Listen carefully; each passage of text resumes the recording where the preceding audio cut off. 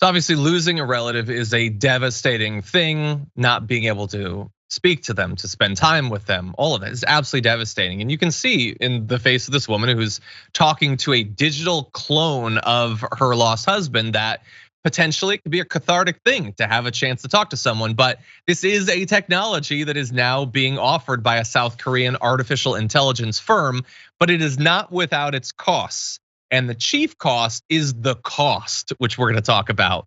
This is the Rememory program by DeepBrain AI. It uses machine learning to process photos and clips of recently deceased individuals to create a digital twin that can interact with the living as if they're on a video call. It mimics their expressions, they can answer questions, share memories from the past.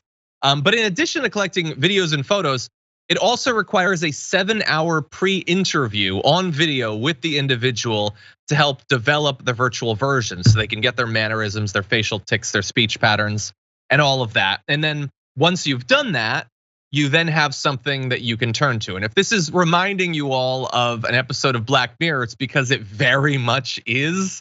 The technology is slightly different, but it accomplishes the same thing.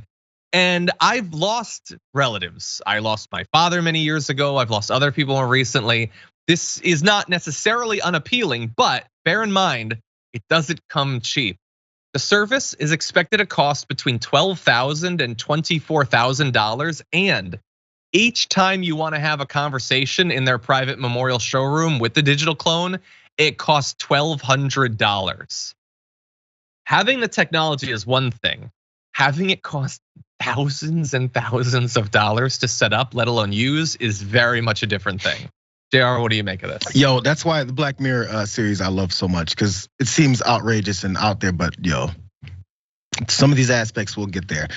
So what may come up next is reanimating your loved ones and then throwing that characteristic into a robot. So you can have a full figured body person there too, because we're developing robotics as well to be as close to humanoids as possible. That's the one, right?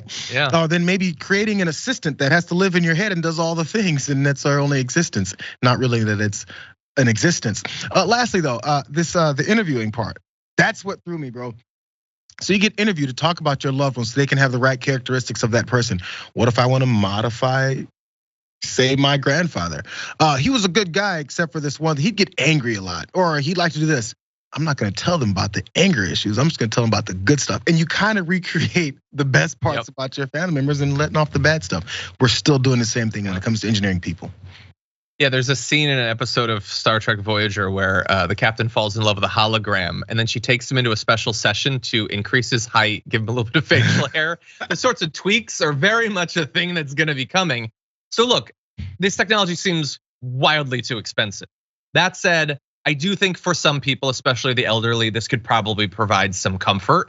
I also think beyond just cloning digital people or whatever, you combine this with like ChatGPT, deepfake technology, creating like digital avatars of celebrities or something that you can talk to, interact with.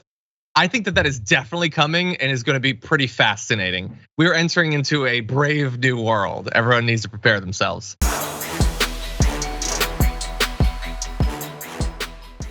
Check out the Damage Report podcast each day, wherever you get your podcasts, whether Pocket Casts or Stitcher or iTunes.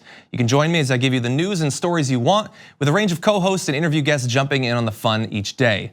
Again, that's the Damage Report, wherever you get your podcasts. And if you get them at iTunes, don't forget to rate and review. Sometimes I'll read them live on the show.